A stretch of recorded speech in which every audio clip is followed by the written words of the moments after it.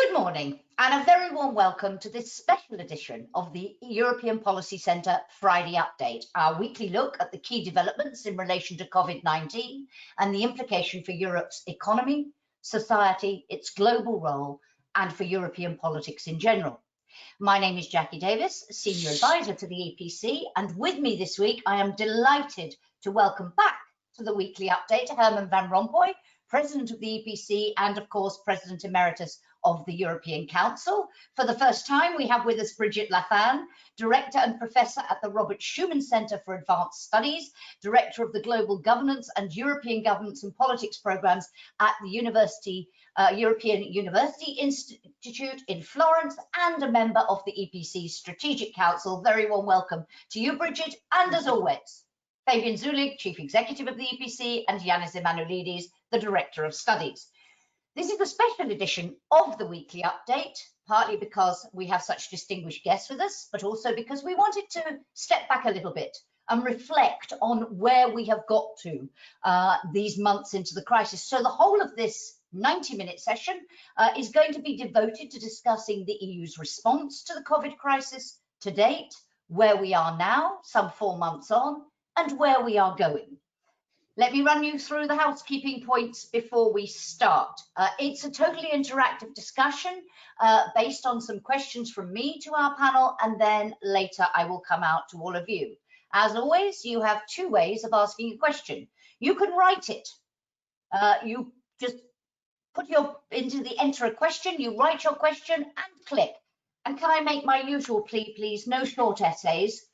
Just quick questions, sharp questions, so that I can see at a glance what you want to know and who you want to know it from.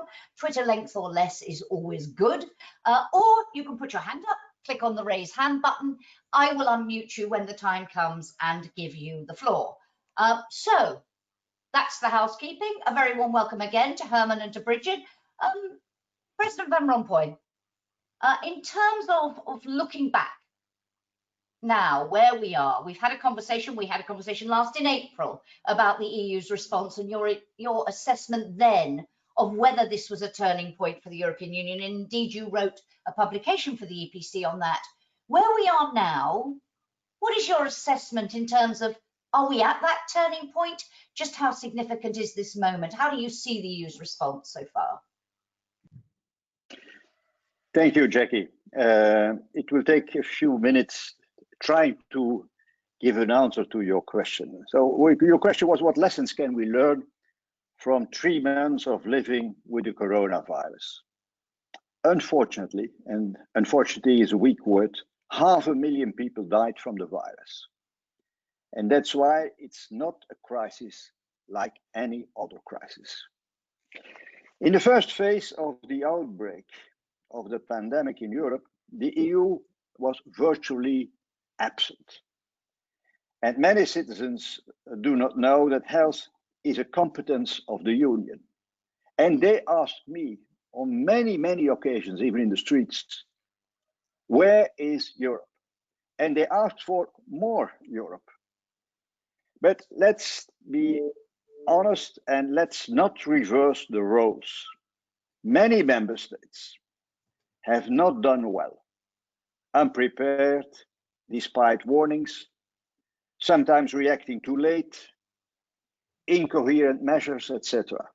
I won't dwell on it for too long, but each country must decide for itself how it can do better in the future.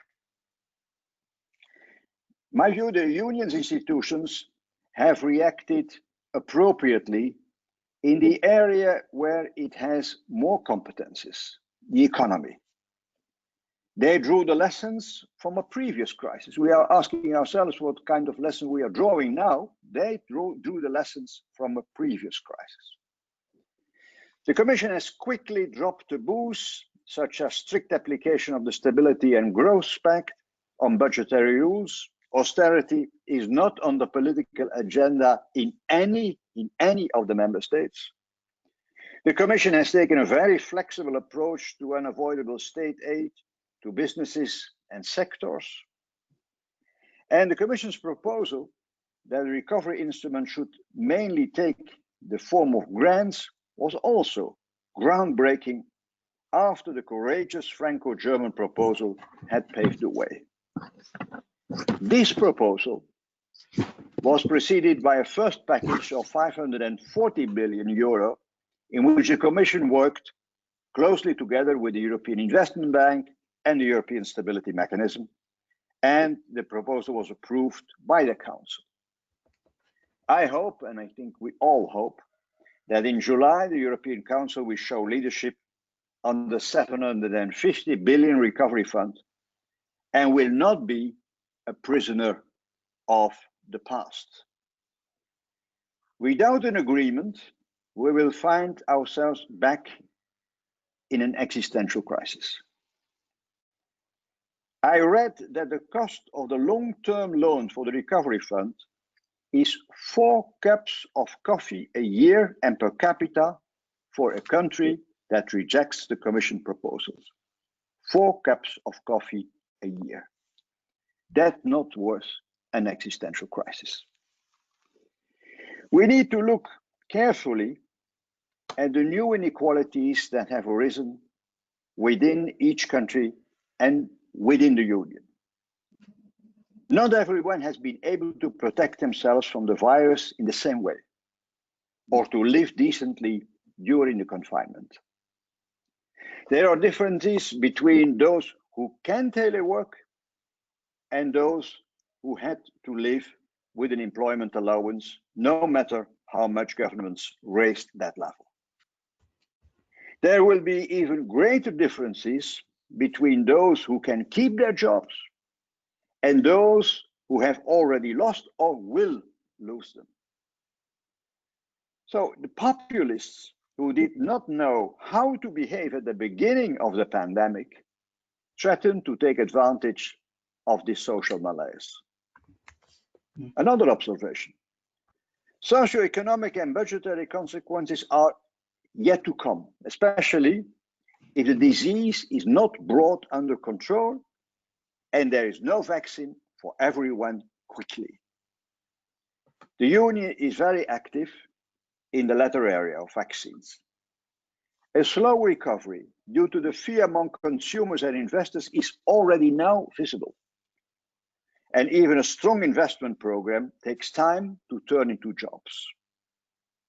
In any case, it is more appropriate than ever to place the ecological and digital transformation at the heart of recovery policy. In times of crisis, one should never lose sight of the long term. The MFF, our European budget, should therefore not be changed substantially, only complemented by investments in health. The corona crisis, another observation, has also raised awareness that the EU needs to be much more autonomous or much more sovereign in many areas. We are vulnerable not only in terms of medical equipment and medicines, but also in terms of artificial intelligence, defense, energy, migration, and so on. Already now, we show that we are self-confident towards the US and China. We have shown to both recently that we cannot be blackmailed and that we are not for sale. We must, of course, not wage trade wars, but negotiate assertively. The EU, by the way, does not give up its single market principles or acquis communautaire in order to reach an agreement with the UK per se. And finally, it's unfortunate that so much mistrust has arisen among global players. And confidence will only be restored if everyone abides by the internationally agreed rules, especially those on trade and climate. And in both areas, the EU can speak with one voice. The EU can only play a geopolitical role if it is united and much more sovereign than today. And that's why it's so important to agree on the recovery fund. If we fail, we are once again squeezed on a domestic agenda, not a geopolitical agenda. We must not let that happen. And then finally, I will answer your question. To the question whether this crisis is a turning point for Europe, I answer as follows. Without an agreement, it can be a dramatic turning point. But, Jackie, it will not happen. Thank you very much indeed. And thank you for your optimism. Many of these weekly updates have been somewhat gloomy over the last few months, so it's good to have that confident assertion that it won't happen. I'm going to get a reaction from everybody a little bit later, but thank you. Lots to discuss there. Brigid, your assessment in terms of where we are now and the degree to which you think it is or could be a turning point. Very struck there by Herman saying it's only a dramatic moment if we get it wrong. It's not if we get it right, if I summarize. What is your sense of where we are now? I think it is a turning point and there's no return to business as usual. Why do I say that? I think firstly, it has exposed the world's, not just Europe's, but the world's vulnerability, highly globalized, interdependent, the vulnerability to pandemics starting anywhere in the world, given the levels of mobility. So it has been not just political, social and economic, but in my view also there's a psychological dimension because of the loss of life, but also that sense of we had to change all of our social norms. There was a particular vulnerability for Europe in terms of essential goods. We discovered that our health systems didn't have enough ventilators, our healthcare workers didn't have enough PPE. And when we looked for the supply chain, we realized that most of it was manufactured in other parts of the world. So Europe has got to, if it's serious about a Europe that protects, it's got to respond to this vulnerability. Secondly, it was the most significant display of public power we've seen in the world in the last 30 years. It required the intervention, massive intervention by states, but in my view, states are not enough. As President Van Rompuy said, there were each country doing its own thing. In other words, it was suboptimal. So the question is, how can Europe really foster collective capacity in response to this? So I think markets are not the solution in public health crises, and so therefore the public-private market balance has to be revisited. And also, when it was required to keep people welfare systems going, it required an extraordinary expenditure of public finance and funding. So I would say that that's the second turning issue, the state, public-private, state-society balance. Then I think the third thing I would say is a crisis like this is not a good crisis in its initial phase for populists. Why do I say that? Because you don't want the populists running your hospitals. You want to rely on expertise, on the virologists, the epidemiologists, the people who know. And of course, science can only give you the broad dimensions of a response. Politicians have also got to respond. But and here, I would like to emphasize what President Van Rompuy said. In the recovery phase, unless that recovery goes well, unless it's a virtuous cycle for both all of the member states and people within our societies, it can be open season for the populists again.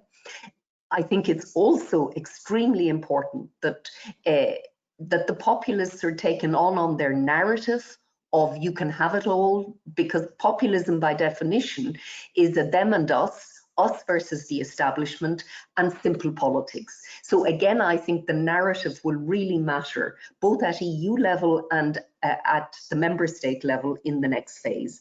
And then finally, I would say, this has left us with a very different world geopolitically.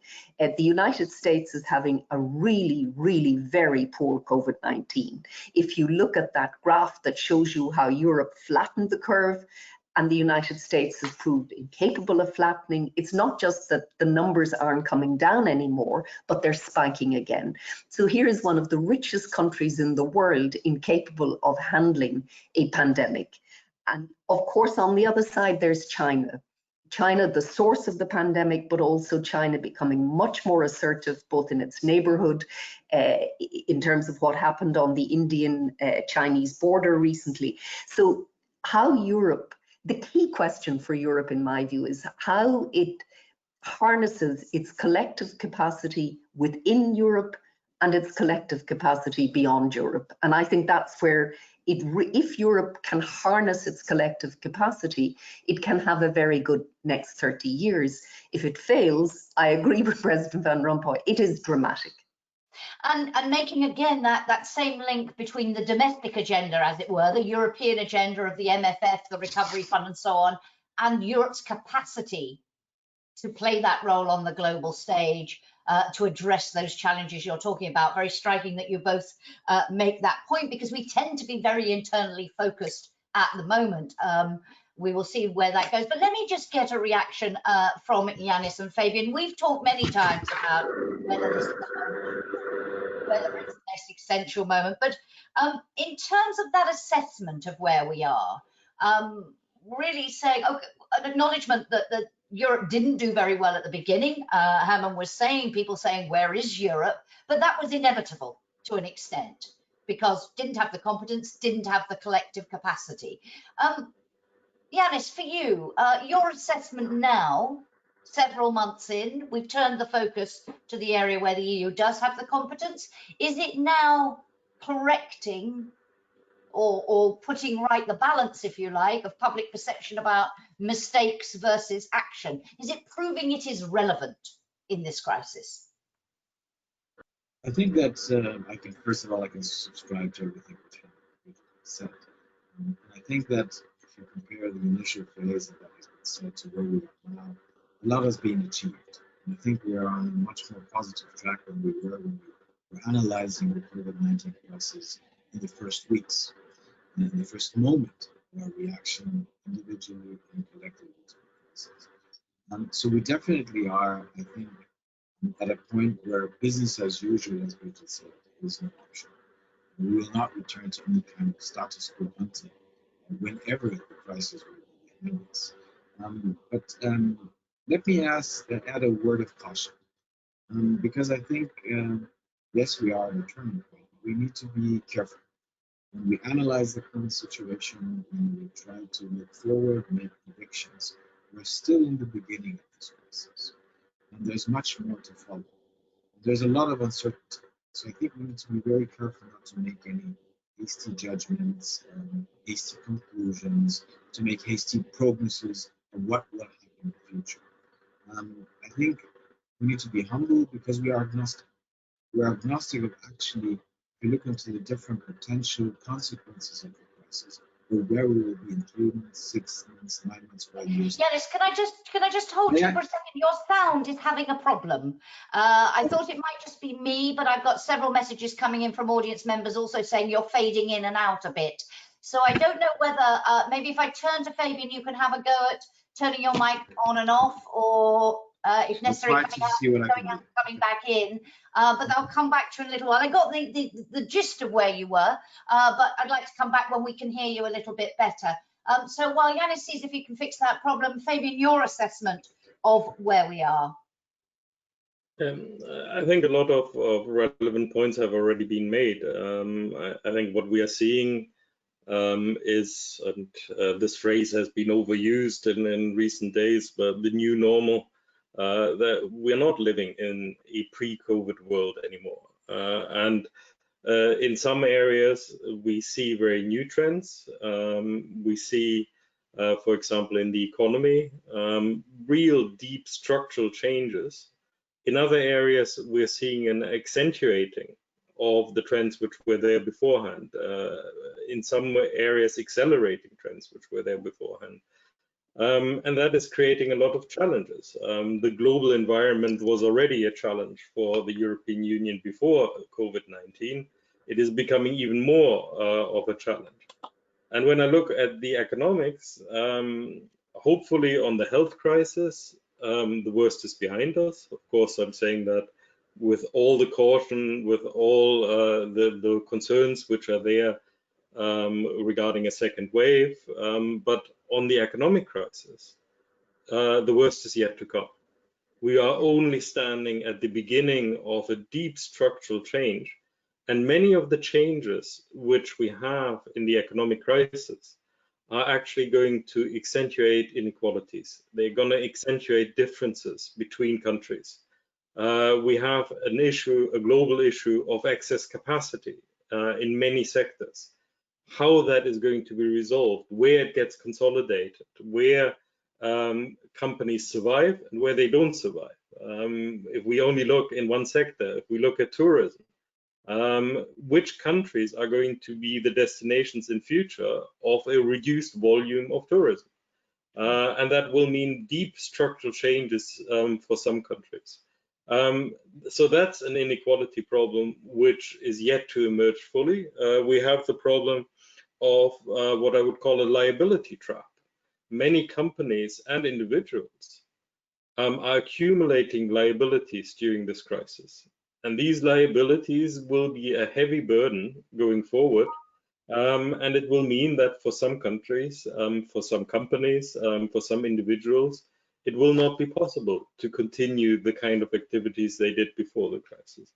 And finally, I think what we are already seeing is a very vastly different capacity of governments to react and to be able to either cushion what is happening or in some cases even change the trajectory.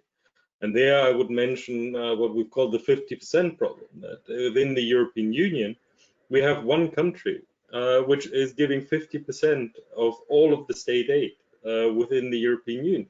That's a tremendous distortion of the level playing field. It's a tremendous potential burden for the future, because it could well be that a number of countries become permanently dependent on transfers, on handouts, whereas in other countries the economy recovers and goes back to something like the pre-COVID situation.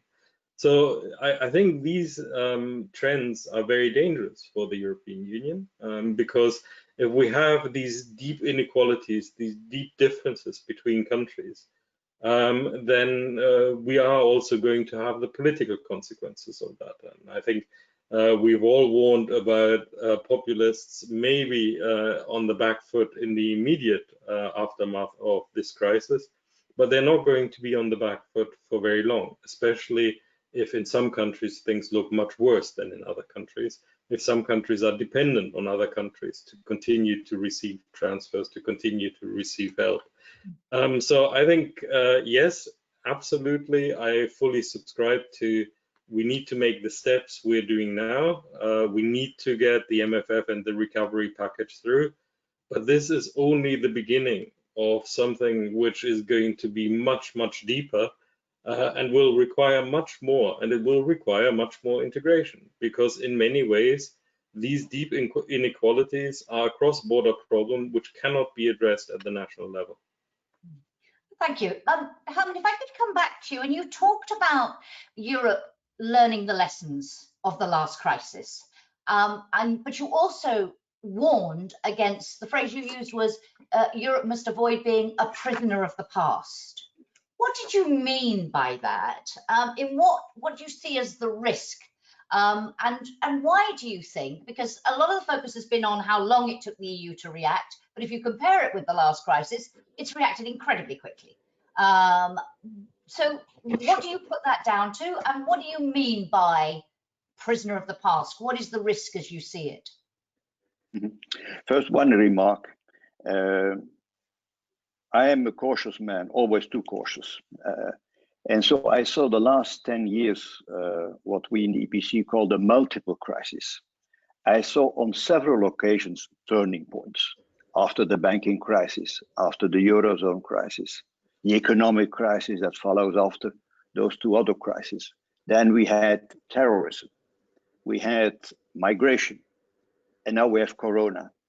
And each time people are saying, and to some extent they are right, the world will not be the same anymore. Before terrorism and after terrorism, I speak about my country. And of course, during and after the Eurozone crisis. So I'm cautious when we speak about turning points. there's a difference also about what should be the case and what will actually happen.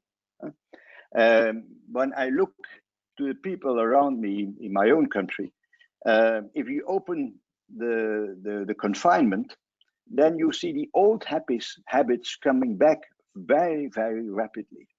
So for a lot of people, it was not a turning point. But again, in terms of policy and policymakers, it should be a turning point. But because I'm cautious, I preferred a negative definition. If we don't act, then it will be a dramatic and existential crisis, and it would be in a turning point. That's my only nuance. What is the prisoners of the past? Some of our fellow member states are still the prisoners of these old dilemmas between solidarity and responsibility, and they don't see, in my view, what is really at stake. And I join the three other speakers, so that they didn't acknowledge really that if we fail, then we are in even a more existential crisis than in the last 10 years. And they promise things to their public that of course they please their own public. In some way, it is even a populist view, even coming from traditional political parties. And at the end, you become a prisoner of your own words. And you cannot change your position in a very difficult way, because you made so many declarations opposing the southern countries, or opposing grants or subsidies or whatever. And that's what I mean. The past, I see the old schemes of the Eurozone crisis. I had to chair the European Council meeting. I see these old schemes coming back. But the positive thing now is that at least the EU institutions and also France and Germany are reacting much more quickly. You're absolutely right, Jackie, than 10 years ago. Never forget that it took us 2.5 years before we could overcome the Eurozone crisis. 2.5 years. Now, after 4 months, I agree with Fabian, it will not be the last proposal, but at least this is a breakthrough proposal. Putting aside a lot of taboos, even more from the German side than from the French side. And so this is already on the table. The Commission is endorsing it. And I think a big majority of the member countries too. So we shouldn't become the prisoners of a few countries. And when you look at the price to pay is ridiculously low. The cost, if we fail, is unbelievably high. Your point about the 4 cups of coffee, as you say, not worth an existential crisis for that. But Brigid, on that point about some member states not seeing what's at stake, very striking the degree to which Angela Merkel, in making that dramatic move with the French on the proposal, really did underline that she did see what was at stake. She has talked about this as an existential moment. She has talked about the risk that member states will drift apart and the internal market will be weakened in a speech to the Bundestag last week. So we've seen Germany really recognizing what is at stake. What is your feeling about those other member states? Do you think there is a way through this? Do you think most countries now realize just what the price of failure would be? So we're talking about the frugal 4, and at least they have agreed to the architecture of the solution. They've broadly agreed to the architecture of the Commission proposal. So they know something has to be done, but it will be an extremely difficult battle.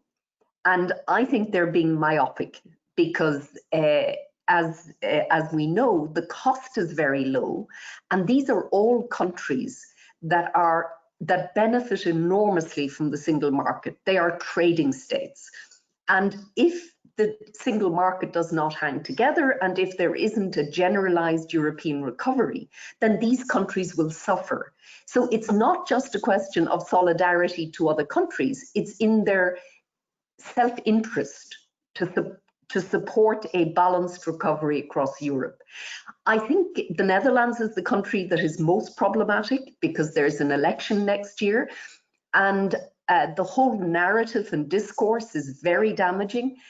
And I worry not so much about a Dutch government agreeing to a deal. They will, in my view, but the own resources decision has got to be agreed by the Dutch Parliament. And that's where I think one could see parliamentary ratification of the own resources decision becoming very, very difficult down the line. Can I also, just in a reaction to what Fabian said about the economy, add one dimension that we really have to take very seriously, and that is the intergenerational dynamics. Young people in Europe have suffered a major economic crisis twice in less than 10 years. The scarring impact of that on their life prospects, on their earning, on their futures is significant. COVID-19 was effectively solidarity from the young to the old. We effectively cocooned our societies and froze our economies to keep older people alive, because if you look at the data, the number of deaths under 65 is very, very low. So if there is a second wave, I think governments have got to adopt a very different strategy, including allowing different age groups on public transport at different times, in supermarkets at different times. We cannot return to a full lockdown in the interests of the under 65s. And I say that as someone who's in the over 65 age bracket. We'll come back on that and some of those risks and what needs to happen, as you say, if there is a second wave. But Fabian, you've been rather gloomy in most of our weekly updates about the prospects. Herman warned against being prisoners of the past, but he said very confidently at the end of his opening response to me, it will not happen. We'll get there. We will do it. Brigid talked about myopia among some of the member states. Do you believe that in the end, member states have realized how much is at stake now, and that a way will be found to enable them to step up to the plate? Or do you share Brigid's concern about the potential continuation of this myopia, whether it be for domestic political reasons or otherwise? Are you more in Herman's optimistic camp or Brigid's less so? I think the 2 points of view are not really contradictory. I think what we will have in the short term is a recognition that something will have to be done. And yes, there will have to be a compromise. Yes, there will be negotiations. But in my view, and I think that is also what Herman was referring to, it's unthinkable that we come out of this process without anything. If that happens, the consequences are going to be so immediate and they are going to be so severe that it will be very clear that this is not an option. And I think despite the different positions we are seeing, despite some of also, yes, the memories of the past and the difficulties which have been there, I think this is something which no country can really contemplate at this point. But the real question will come later on, and it will come when, yes, the decisions will still be hard, they will still be difficult, more taboos will have to be broken, there will have to be a real consideration of some of the truth we hold as self-evident, which will no longer apply. I think what Brigid was just saying in terms of the intergenerational problem, our societies might work very differently in future. We might actually have a situation where certain things don't happen anymore, where certain groups will be much less able to mix, to meet, to share the same experiences. We will have, unfortunately, an economy which will get much worse, with the ability of governments declining to respond. And on top of that, we will have a political challenge. The populists will be back. There will be all of that. And I think this is the real question. What are we going to do then? Are we going to go back to a situation where countries will go down the my country first logic, as we have seen globally? And I think we should never forget that when we are comparing that political response at the moment, Europe is doing rather well. I think it is the only part of the world where we're actually seeing a continuing cooperation, continuing solidarity. Most countries seem to be going towards much more in an internal focus, and some countries, led by populists, are getting even more aggressive towards the outside world. So I think this is something we should hold on to. Yes, we are doing better than could be expected in the short term, but it's the medium to long term. That's when the real challenge is going to become. Janis, I know you wanted to come in, and just picking up though, if I might as well, on the more taboos will have to be broken point that Fabian just meant. I'd like to get a reaction from all of you to that, because there is a sense in which some people are concerned, because Germany, in breaking a big taboo, in coming on board with the French and putting this bold proposal together, some countries seeing this as a beginning of a whole new era and feeling very optimistic that Germany is now leaning towards a fiscal union and so on. Is there a risk in all of this? Number one, do you think countries will be ready to break more taboos? And number two, if they're not, do you think there is a risk that a successful outcome to this phase will save us from the existential crisis for now, but lays the seeds of something later, in that expectations get raised too high about what Europe can do? Well, first of all, I hope that my sound is now better. Much Thank better, you. thank you. So I'm now using an internal mic instead of the external one. We are breaking taboos. We're breaking taboos at the national level. If you see what kind of reactions we've seen in fiscal ways, in reactions to the pandemic itself, to the health crisis itself. So we are already are overcoming old taboos. I don't think that at the same time means that we're going to make a major step. So when people are talking about fiscal union, when people are saying that the proposal which is now on the table with respect to the MFF and the recovery, and that is the Hamiltonian moment, I think we should be more humble in terms of what to expect. Yes, we're doing things which you wouldn't have thought are possible 6 months ago, a couple of years ago. But at the same time, I think I would say that we should be optimistic about what we will do, but at the same time be also realistic about what kind of steps we will see in terms of the structural gravity of what will change. Let me just add one remark to this point of prisoners of the past, because I was listening and I wanted to say something on that. I think, yes, we are prisoners of the past, but I think we can get out of that prison. What do I mean? Herman was already referring to the pulley crisis, which we were talking about over the past years since 2008-9.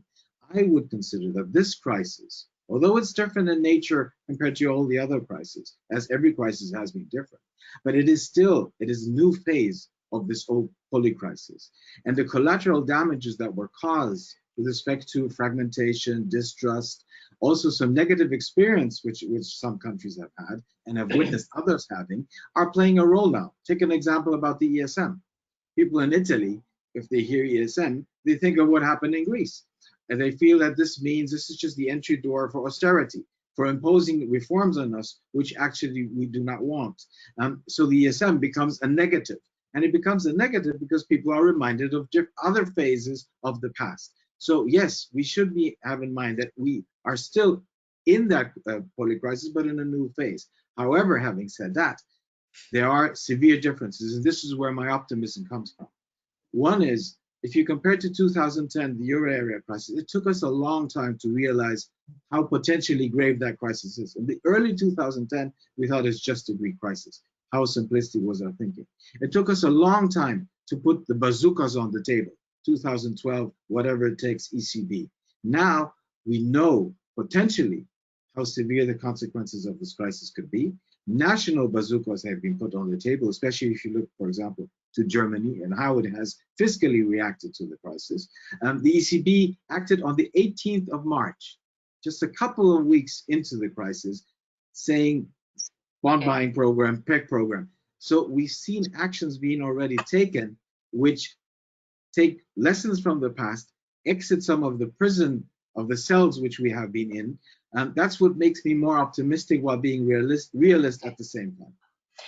Could I just pick up on that point about a Hamiltonian moment?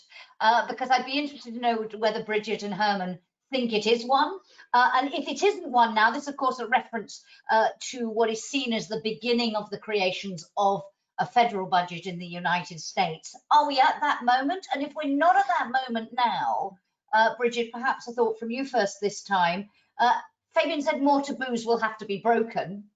Do you agree with that? And might we come to the Hamiltonian moment later on if it isn't now? Well, the public finance is extremely limited at EU level. We've always had a very small budget, 1% of GNI, very unlike nation states that spend anything between 35 and 45, even 50% of GNI. So incremental changes and increases in the EU budget are really step changes. They do matter because they can be put to use for purposes that are for the collective. And it helps lubricate market integration. It helps overcome core periphery dynamics. So I think to say, are we in a Hamilton moment whereby there is a large EU budget on the horizon? No. But if I go back to the 1970s, when there was a discussion of a pre-federal budget, 5% of gross product at the time was regarded as a very important benchmark.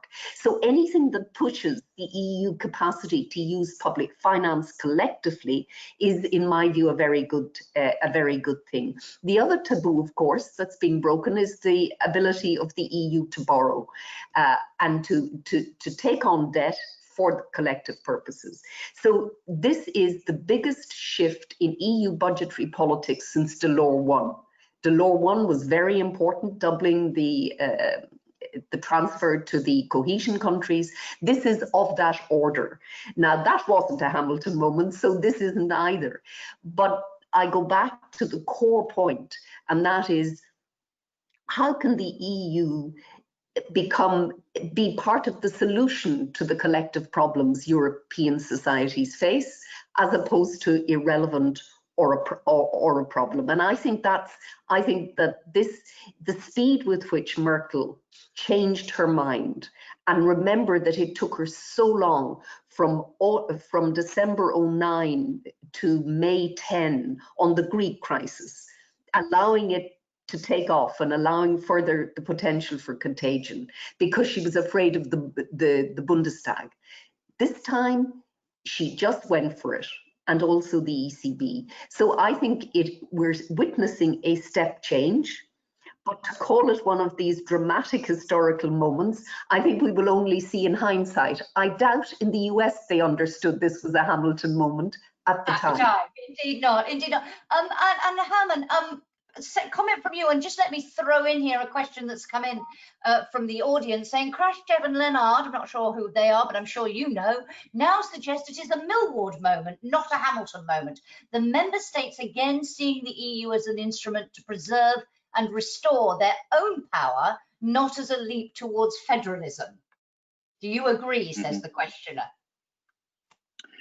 But the Hamiltonian moment of the last decades was the creation of the euro. That was a real Hamiltonian moment. Yes. And that was, but when at that time 12 countries and now 19 countries said we give up our own currency. For centuries, the symbol of national sovereignty. They gave it up and we created one new currency, the euro. What we are doing now is trying to put behind the euro or underpinning the euro by a economic, fiscal, and financial and monetary union, and that's what we are trying to do all the time. We made a major step after the eurozone crisis, and now we have to take other steps. But again, I became too cautious to speak about all those turning points and all those moments. I see what we need. We put it on paper in the 4 presidents report and afterwards in the 5 presidents report. We know perfectly well what to do. But we need each time a crisis to go one step further. So I hope that we can one day transform this temporary recovery fund, which is a one-off fund, in something much more structural. And I fully agree with what Brigid said, that the big difference is that they allow the European Commission to borrow. So that for financing grants and also for financing loans. That is the real difference. So this has to be, in some way, it has to become permanent. And for me, it's always a stepwise approach. But I will underline again once that we reacted in the right direction after a few months. You know, I can not sufficiently reiterate this. It took me and my colleagues 2.5 years before we could convince all the leaders that Europe was much more than the sum of the member states. That when everybody put its house in order, the European Union, the Eurozone was not in order. And only in the summer of 2012, we all acknowledged that there was a systemic problem in the Union, that there was a transversal problem, that was a structural problem, and that was the banking union. And that was the turning point in the crisis, of course, together with the action of the ECB. And again, the ECB reacted now within weeks. In the previous crisis, they took the necessary measures again after more than 2 years. So does that make me an optimistic man? No, but I see that we drew lessons from the past. And again, your team is what kind of lessons are we drawing from this crisis? But drawing the lessons from the previous crisis is already an achievement in itself. Thank you very much.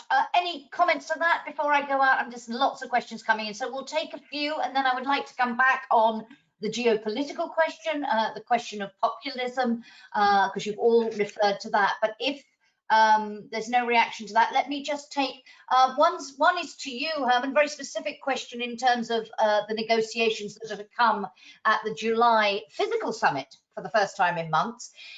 Do you think the key to a successful outcome on July 17th, 18th is to find the right candy for the frugals, and in particular for the Netherlands, now that the crisis is biting there as well, and in other frugal countries? Are you more optimistic for a successful outcome?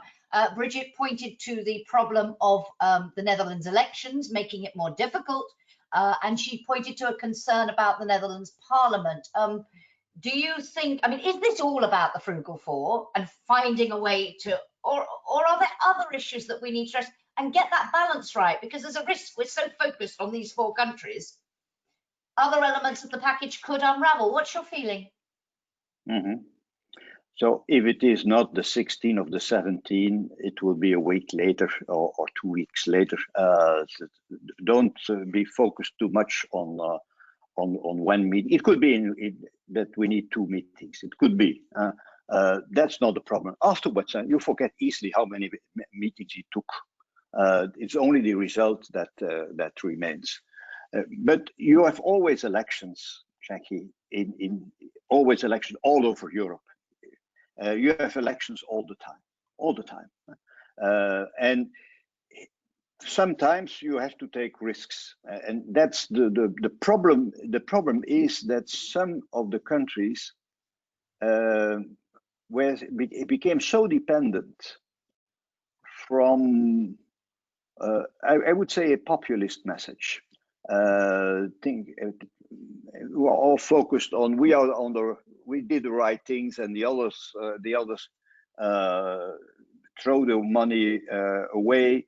So when you become the prisoner of your previous messages, then it's leadership that counts. Yeah. Leadership that counts. And sometimes a leader has to take a risk independent of elections. Sometimes you win even elections with showing leadership. And that's what happened in Germany. And I have to say that the German society, and our two German friends, they know it much better than I do. There was a shift among economists, among leading leaders of public opinion and so on. There was a shift in Germany already going on in the pandemic crisis. But again, there comes this moment that the leader, and in this case the chancellor, has to take the next step, and that was the Macron-Merkel agreement. So some of the colleagues or former colleagues of the European Council has to show that kind of leadership. We know the problems, but I'm convinced that they will do so at the end of the day, even if it takes more than one meeting. So let's not get hung up on that date. And very striking, not only, as you say, did Angela Merkel take that leadership, but she took public opinion with her, as far as we can see. Fabian, you wanted to come in, and there's lots more questions after that. Sometimes you get your public opinion behind you when you show leadership, not only when you are weak. Thank you. Fabian. I mean, I think clearly what countries have to ask themselves is whether they want to risk being on the wrong side of history. Because if it is in the end a single country which tries to hold up this trend, then the historical judgment is going to be very harsh indeed. But I think it also has to be recognized that, of course, we need a compromise. We need something which all 27 can sign in the end. And we have to take also some of the concerns of the more critical voices seriously. I think at the moment there's a little bit too much of emphasis on extremist positions. It has to be everything or nothing. We have to get all we can get. Yes, the frugals will have to go a long way from their current positions.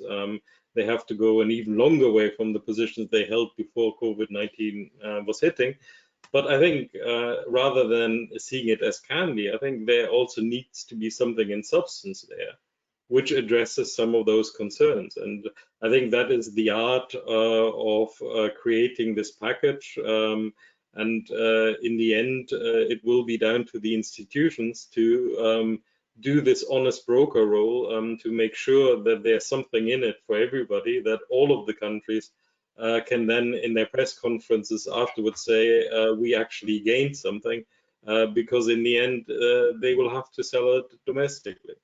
Thank you. Quick one, Janis, and then I want to come on to some of the other questions. They're flooding in now. I think you will need a lot of candies to get to a compromise, and you need a collective stick. The collective stick is exactly what Fabian said, is if we get this wrong, if we do not come to an agreement, the consequences will be severe.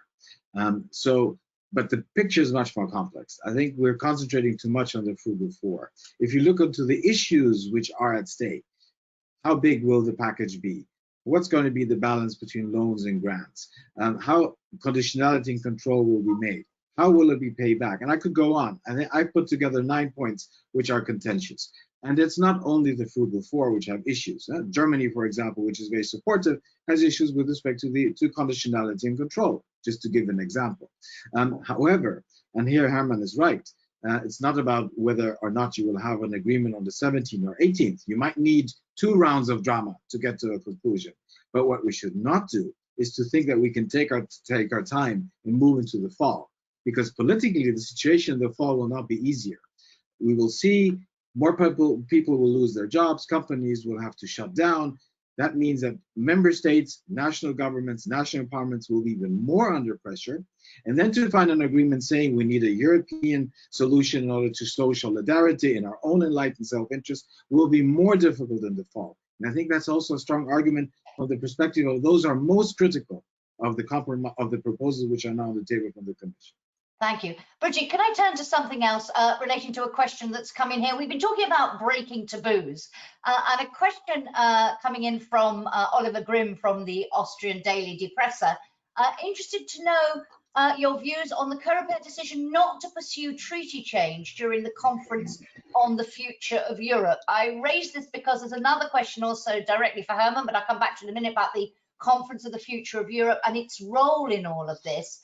Do you think this is also a moment, you talked about collective capacity. Is this another area where we need to break some more recent taboos? So I don't think it's problematic that the Conference on the Future of Europe starts out with an agenda and it is prosecuted, and then a decision is taken by the member states and EU institutions as to whether treaty change is necessary. I don't think we should put treaty change on the table now without knowing treaty change for what purpose. And I think that that is damaging to the agenda. I know that the treaty change is seen always as the holy grail, that if only we could change the primary legislation more, the EU would be a utopian political system. I don't agree with that. I think you only change the treaties when you know what you want to do. So I favour a process, the Conference on the Future of Europe, a deliberation, and then an outcome, and then a decision taken. Because I also, there's a lot of talk on bottom-up civil society, and that's really important that the people are listened to. But in the end of the day, the legitimate voices and representatives of the people are those who are elected. So I'm not one who thinks civil society trumps democratic representative government. So I always get uneasy when I hear a lot of talk about civil society being more important than democratically elected leaders. It's not to say it's unimportant. That's not the point I'm making. So my view is if treaty change is to happen, the decision is taken at a later stage. Same question to you, Herman, and if I could add another one from Carl Albert Hilborn, director of the Brussels office of the Swedish trade unions. He's asking you specifically, will the Conference on the Future of Europe help in the response to COVID? How do you see the possibility to debate issues relating to COVID in connection with Future Europe? I suppose thinking here, for example, go back to the treaty change question about health competences and so on. I don't know where the questioner was going with that, but so there's two questions. Would you agree with Brigid's approach? Let's decide what we want to do and then how to do it. Or should we allow treaty change to be on the table from the start? And how does COVID influence the Conference on the Future of Europe? It's for me? Yes, please. Yeah, okay. Let's avoid to have false debates. The first false debate is what you mentioned. It's about treaty change or not treaty change. Treaty change is a consequence of a decision you took. That's an instrument. It's not an aim in itself. And the other false debate is let us listen to civil society and that's it. No, this is a moment of leadership. We are in a crisis. Somebody has to come up with proposals. What is our answer? And we have discussed now during almost 1 hour about the structural consequences, possible consequences of what is happening today. So what will be our answer at the level of the European Union? What do we need for tackling the upcoming crisis? What kind of lessons are we drawing from this annus horribilis that is the year 2020 and most likely 2021? This is the real issue, and then you need proposals. Of course, it has to be a combination of a bottom-up approach and a top-down approach. Leadership is often about top-down, but you have to listen, but at the same time to come up with proposals. And of course, you have the health, but that is one crucial aspect. But all what is related, as I said in my introductory statement, for instance, to European sovereignty or European autonomy, if you don't like the word sovereignty, in terms of economy, the digital, artificial intelligence, we are extremely dependent from China and from the United States. What on energy? Still too dependent on Russian gas and so on. And this is, of course, related to the policy of climate change.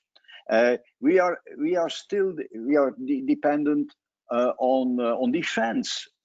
We cannot protect our external borders as it should be. So there's a long list of regaining autonomy, and without that, you cannot play a geopolitical role. If you are too dependent, you cannot be in a leading position in the world. All this has to be on the agenda of the conference of the future of Europe. I was not a believer in the idea, let's say a year ago, but I think it could be an opportunity. And we know that the focus of public opinion, of policymakers, will be on combating the crisis. And the future of Europe and the conference will not be, let's say, on top of their agenda. But in the meantime, you can work. You have not to be in the picture every day to deliver good work. So the conference can deliver good work, even if the focus of political attention will still be elsewhere in the upcoming years. Thank you. Fabian, Janis, if you'll forgive me, we discussed the conference a couple of weeks ago, and there are lots of questions. So let me take one from the floor, if this will work. Matthias Schiffers, are you there? I'm here. Can you hear me? Your question? Yeah, we can beautifully. Thank you. Oh, good. I'm from the Dutch Financial Times, the Financiële Dagblad, and I have a question regarding the role on the global scale, global world, for the European Union, and then especially the relationship with China. Mike Pompeo yesterday reached out to the EU to join forces against China. He was talking about the importance of the transatlantic relationship that has come under so much pressure over the last time. What should the EU make of this, and how should the EU deal with the Trump presidency that might be in its final days? Should it engage with Trump even? Thank you very much. This was an issue that both Herman and Brigid came to. Brigid, in terms of where we go from here, you talked about a more assertive approach towards China. You also talked about the US having a bad crisis. How do you see, as we look forward, and whether it's Trump 2 or Biden 1 come November, how do you see the impact of this crisis on geopolitics, on the EU's place in the world, and whether the EU really, you both talked about we need to sort out the internal things so that we can play our role on the global stage. How do you see those challenges now as we look to the future? So I think the first thing I would say is that Trump 2 or Biden 1 are very different. It's not that Biden would reverse the long tendencies in US foreign policy in terms of a pivot to Asia, etc., etc.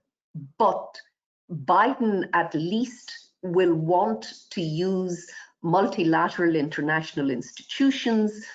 He will want to have more cooperative rather than antagonistic relations with the world, including the EU.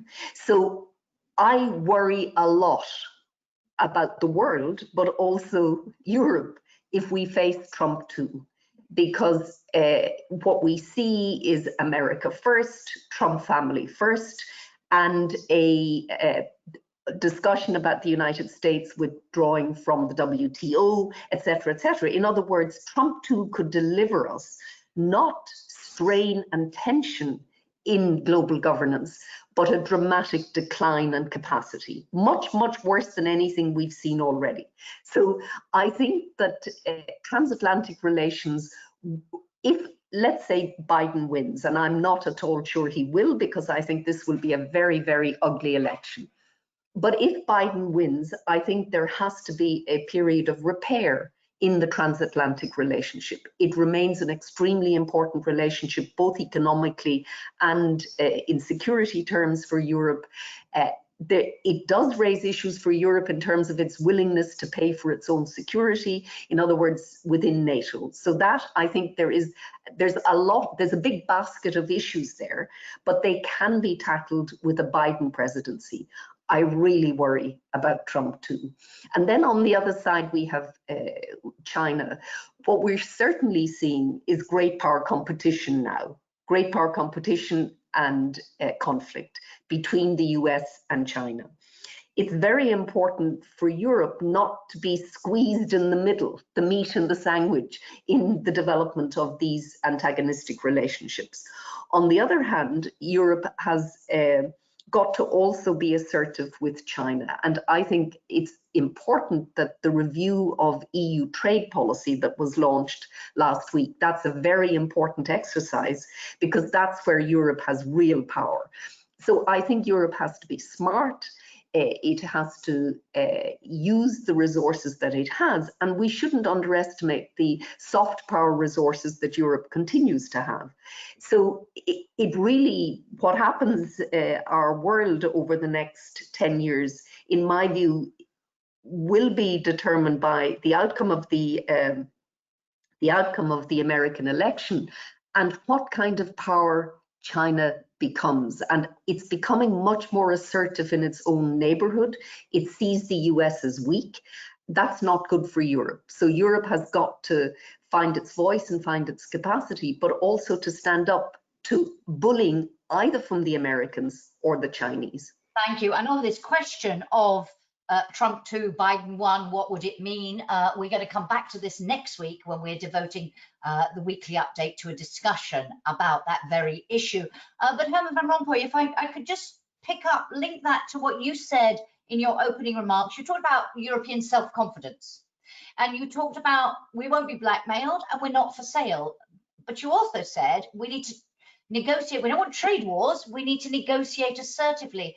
And my question, really building on that from the audience, is how does Europe in future walk the line between that greater assertiveness, that self-confidence, and the risk of trade wars, of that spilling over into protectionism? Do you see a risk there? How do you see that? And then I'll come to Fabian and Janis. I know you both wanted to come in on this. Mm-hmm. Yeah, I think we showed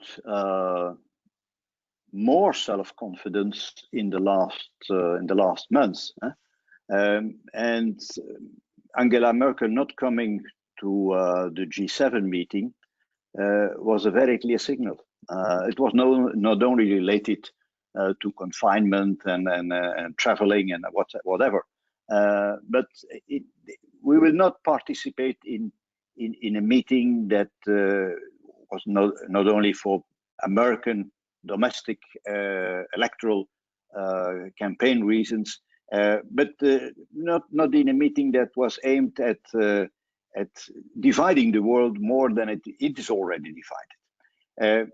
And at the same time, Angela Merkel gave up the summit in Leipzig in September with the 27 leaders. So this was a few years ago, not possible. And with China, I fully agree with what Brigid said, that our new instruments for trade policy are extremely important. And we are actually negotiating with China an investment agreement. And it was the main deliverable of the last summit a year ago. At that time, it was said we will have an investment agreement in 2020. Of course, we had the COVID-19 crisis, but we are not making progress at all. And for us now, it's becoming a major problem.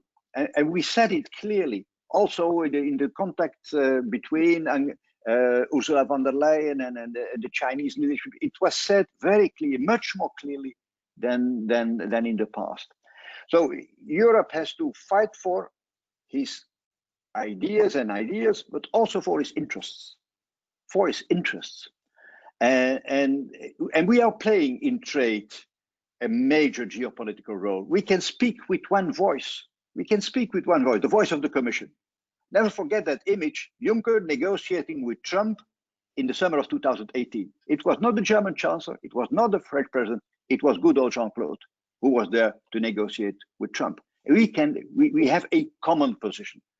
And the same is with climate change. So we have to defend our interests in a more assertive way. And I think we learned that lesson in the last months.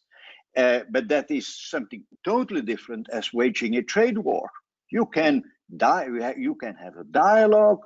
You can put your fist on the table and so on, but always in the framework of multilateral institutions and not in waging a war.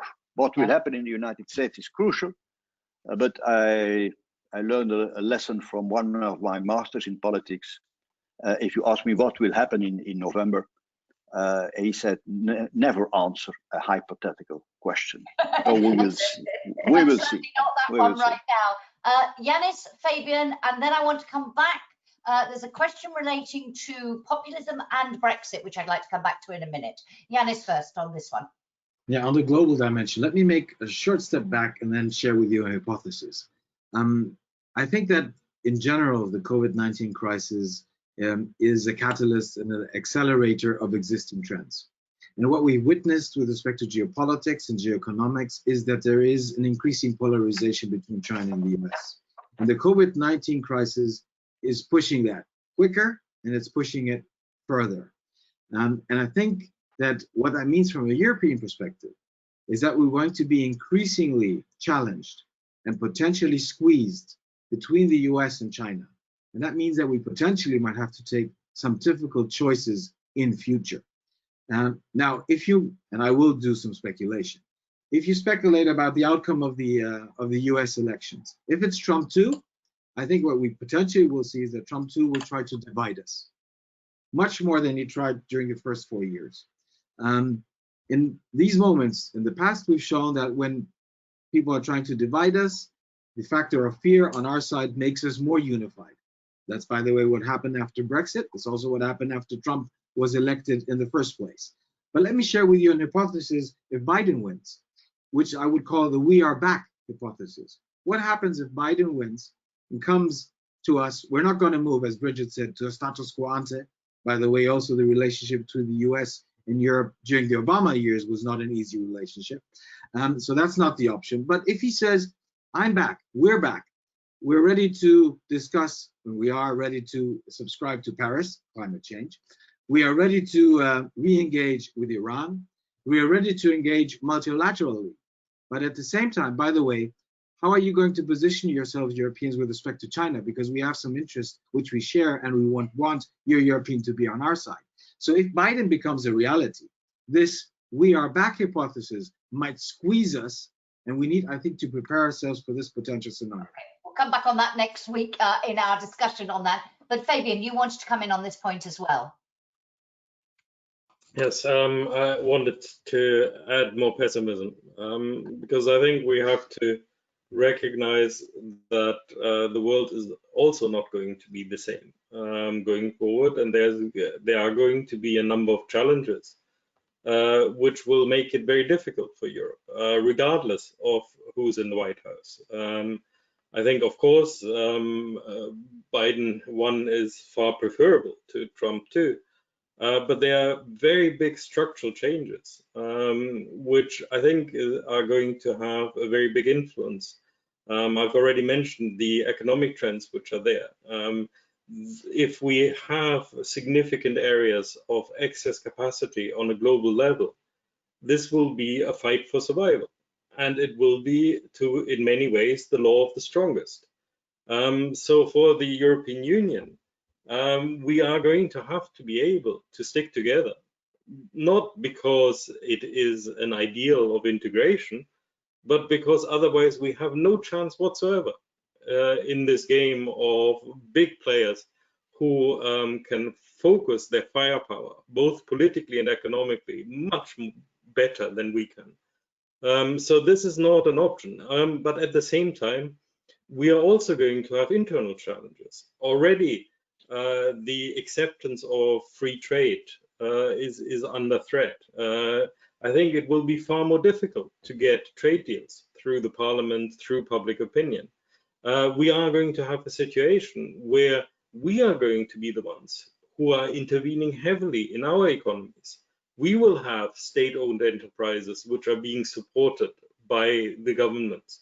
It will make it much, much harder to have a coherent picture when we're dealing with the rest of the world. So we actually have to also think more fundamentally about what are our interests and how can we actually make sure that we stick together and that we fight for them. That doesn't mean that we no longer have a transatlantic relationship. It doesn't mean that we simply acquiesce to what China or the US want. It means we have to be assertive, but at the same time realistic, and we have to also fight that internal fight, not just looking at the external world, but also seeing where things are going within the Union. Okay, I want to turn to another issue, and I want to link it in the interest of time because we're coming towards the end to the Brexit discussion and then also back to populism. And Carl Albert Helmborn asked this question. Apologies, I misattributed an earlier question to him, which was not from him. And the question he poses is, do speakers see a risk that an integration leap of this kind, referring to the discussion we were having earlier about the taboos that have been broken, I think, with the MFF and the Recovery Fund, that an integration leap of this kind could backfire in the domestic debate in some member states? In other words, would voters around Europe be ready for this, or do we risk new UK-like debates in some member states? And as I say, in the interest of time, I would like to link this to the Brexit conversation because, Fabian, if I could come straight back to you, you wrote a paper yesterday called The Brexit Time Bomb and talked about the risk of how Brexit will be perceived in the long run, particularly when linked to the COVID crisis. So could you explain what you meant by that? And do you think there will be a backlash to these taboos being broken in Europe, in other member states? How do you see the link between those two things? Yes, on Brexit, I want to start with saying that there is no way that Brexit will be in reality a success. Brexit has very real costs, and these costs are not economic costs. They are also political costs, societal costs, international costs for the UK. So it is not that I'm arguing that Brexit in some way is a good idea, but I think we have to also look beyond the current phase. In the current phase, yes, things are going very badly for the United Kingdom, not only with Brexit, also as has already been mentioned in response to COVID. But this period, these difficulties, these negotiations are going to pass. And at some point in time, the UK is going to recover. The UK is politically going to recover as well. And the argument in the UK is going to be that in the end, Brexit was the right choice to make. It's very hard to not see the psychological impact that if you are outside the union, you cannot continue to argue that this is a bad idea. So what that means is that it will re-emerge as a challenge by populists because they will point to the UK and they will say, it hasn't been that bad. The UK hasn't collapsed. The UK is continuing to work. And I think what we're going to see is in the long run that this domino theory might well become important again. And in that sense, that's also the question we just had on the challenges which might come from having further steps of integration. Clearly, this is going to be a challenge because it will mean changing things, and there will be some parts of populations which will be against it. So the key thing is not that we in some way don't do it because we have to do it, but how do we actually engage populations? How do we talk to populations? How do we make sure that there's also realistic appreciation of the challenges we are facing and the answers which are possible? Thank you. Herman, please do pick up on that point. And then if I could ask, what is your answer? As you say that, and you and Brigid both said it, the populists struggled at the beginning of this crisis, but as we move into the recovery phase and the depth of the damage to the economy becomes apparent, you both predict they will be back. What is the answer to them now? What do we need to do? What does Europe need to do? What do member states need to do to try to ensure they can't exploit the situation? And on the back of that, and linking to the question from the audience, don't exploit this discussion that we're having in Europe about a collective European response. First of all, populism is much more than just anti-Europeanism. It's Indeed. only part of the program. Populism is, let's say, opposed to what they call the elites, exploiting deep divides in our society. And the irony of the situation is that where populists are in power, they are in trouble. They are in trouble in the United States, they are in trouble in Brazil, and they will be in trouble even in the UK, even if this is not so clear in the opinion polls today. They will be in trouble. And when you look to the rest of Europe, with the exception of Germany, a lot of leaders, they are faced with the corona crisis and the difficulties to manage that crisis. They already have now strong opposition from populists and from others. So populism is a negative force. They are exploiting the lack of results of the incumbent leadership. So what the answer is: results in terms of living standards, results in terms of employment, in jobs, in terms also of perspective, in the sense of can we be much more hopeful for the future. So the only way to beat populism is by good governance that produce results in terms of migration, in terms of climate change, in terms of jobs, in terms of crime, combating crime. This is the program. This is more related to policies than to politics. Politics is helpful, of course, but policies will be the defining way to beat populism. And again, where they are in power themselves, the populists, they are in trouble. And that links, I think, also back to what you said a long time ago about member states realizing what really is at stake. And maybe they will have a sharp realization of that come the autumn when we see what happens in the opinion polls and the recovery of the populist parties. Brigid, a thought on this? Janis, a quick thought on this, and then I'm going to try and wrap up with a last question. So firstly, on a potential backlash, yes, there is always the potential for a backlash, but a backlash can be managed if leaders are clear with their populations as to why things are being done and what the compelling arguments are. You can't run away from the arguments. Narrative matters. And I also agree with Herman that the good governance delivery in policy terms matters. So we have no choice in Europe, so we've got to prepare for the potential of a backlash. On Brexit, it's not in the EU's interests that there is an unstable United Kingdom at our borders. So in a way, we've got to hope that the UK recovers from this particular period it's going through. And what I would emphasize is the need in whatever deal is established, and I think there will be a deal this year, that there is a dynamic potential, because London will not always have a populist conservative government. And I can see a rebuilding of the ties, not membership, but a rebuilding of the ties over time. As to the domino theory, either European states, the EU collectively, has the self-confidence to see itself as part of the governance of this part of the world, or the domino takes over. And we know from history that fragmentation is a recipe for disaster for this part of the world. So again, narrative and argument. Thank you. Janis. Just one thought on populism. I think that all those who have cheered, who have said, look how populists are doing in the US and Brazil and Turkey and Russia, I think we need to be careful not to draw early conclusions and to cheer too early. And I think the key word here is polarization, the polarization within our societies.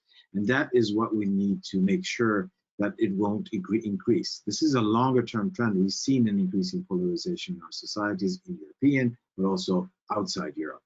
And I think the main reason why we see that is because a lot of people feel insecure. They feel that they will be the losers of change. And these insecurities are not only socio-economic, they're also identity related, if you go back to the migration crisis, and there are other factors. So you need to counter these multiple insecurities which people feel, which make them feel that they are potentially the losers of change, which increases polarizations and plays into the hand of populists. And that you can only do, and I subscribe to what Herman said and to what Brigid said, is by delivery, is by making sure that people don't feel as secure as they might feel. Thank you very much. Okay, we are almost out of time, and I really want to come back to where we started, and I'm going to go in reverse order on this last question, and taking on board the point that Herman made right at the beginning, that this is only an existential moment if we fail on this central question of getting an agreement, and a quick agreement, as you've all underlined, on the MFF, on the recovery fund. When we look at the broad question at this stage, 3-4 months into COVID, and who knows what will come in the autumn, those who say the EU will emerge stronger, precisely because we've been willing to break these taboos, whether we're willing to break them in the future, as Fabian suggests, will need to, remains to be seen. But if you say, will the EU emerge stronger or weaker from this crisis, what for you, each of you, and I'll go Janis, Fabian, Brigid, and give Herman the last word, what for you will be the key for Europe to emerge stronger from all of this, not, as some people fear, weaker? Janis. Well, first of all, I'll end by being an optimist. I think that the chances are high that we will manage this crisis and to some degree also emerge stronger. That doesn't mean that I'm happy about the crisis. If we could have avoided it, we should have avoided it. But now it is there. And the key is not one thing we will do. And as I wanted to say in the beginning, and I couldn't because of my mic problem, we're still in the beginning of this crisis, and we do not know where we will be in 3-6 months' time or in a year's time. However, if and I did that in the beginning of the crisis as a personal exercise, if we think of what the potential negative scenarios might look like in all the different dimensions, the health, the economy, societal, political, geo-economic, the picture you could have imagined of the most negative scenario was extremely negative. And then, by the way, we would have an existential crisis also with respect to Europe. But I think we have taken lessons from the past. We are on a better path than we were in the beginning. Not everything will be perfect, it isn't. However, we can avoid the most negative scenario. And I think that is what we need to do. And that is what actually will strengthen the European Union. And by the way, if you look now further into the future, will make us more mature that when next crisis will come, because they will come, we will think back and say, look, we ran through all these different phases of the poly crisis, we survived. That makes us more mature. Thank you, Fabian.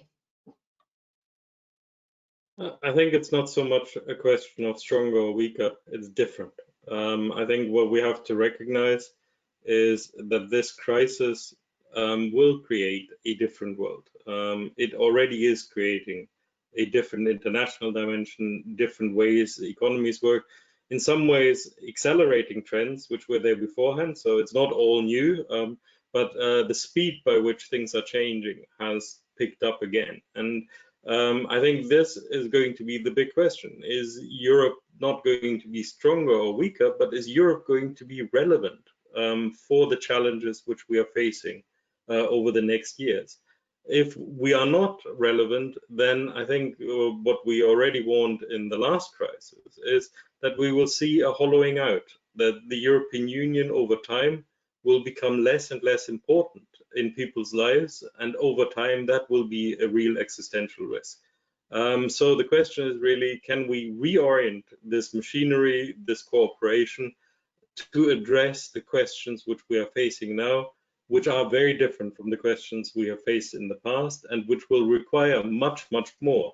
So in the end, even if we are a lot stronger, we might still fail if we don't address the scale and the scope of this challenge. Thank you, Brigid. So when Mark Twain read his obituary in an American newspaper when he was in London, he said, news of my demise has been greatly exaggerated. And I think that the EU faces extraordinary challenges and has over the last 10 to 12 years. It has always managed to surf the wave of those crises, sometimes stronger, sometimes weaker, but it's a very different EU today. And I think in addition to all that's been said, I would add that the EU has to be attentive to its interests. Those interests are collective, and it has to, in a sense, mature further as a polity. It has to become tougher as a polity.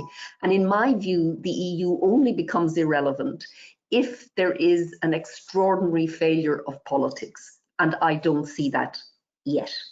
Thank you very much. Herman, you have the last word. Yeah.